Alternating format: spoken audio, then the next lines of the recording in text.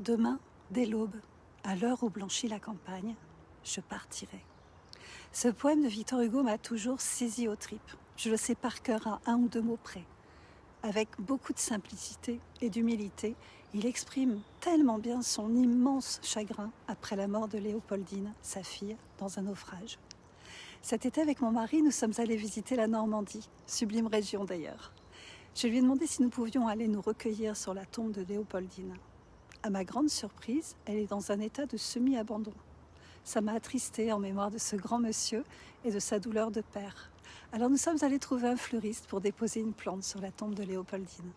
« Tu n'es plus là où tu étais, mais tu es partout où je suis », nous dit-il aussi. Il résume tellement bien l'objectif du processus de deuil. Nous promenons avec nous nos souvenirs, nos défunts, et ils font partie intégrante de nous, que nous en parlions ou non d'ailleurs. C'est quand même plus chouette d'en parler, de transmettre nos souvenirs, nos mémoires.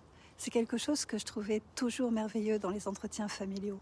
Ce moment où l'un raconte, que l'autre complète ou questionne.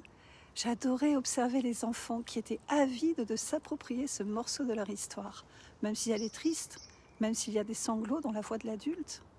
J'ai souvent eu l'impression que jusque-là, l'enfant n'avait que quelques pièces du puzzle de ce moment autour de la mort, et qu'en écoutant l'adulte, les autres venaient s'imbriquer, donnant du sens à cet événement. Est-ce que tu proposes des entretiens familiaux pour que chacun puisse s'autoriser à nouveau à parler du défunt dans un cadre sécure et contenant ? Raconte-moi.